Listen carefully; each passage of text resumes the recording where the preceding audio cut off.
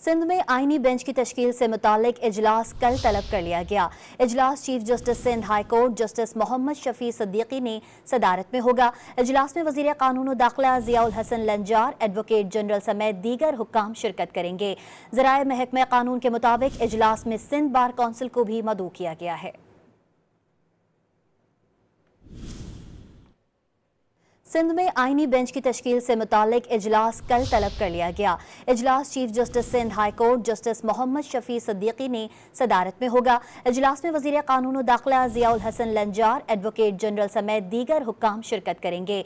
ज़राए महकमा कानून के मुताबिक इजलास में सिंध बार कौंसिल को भी मदऊ किया गया है।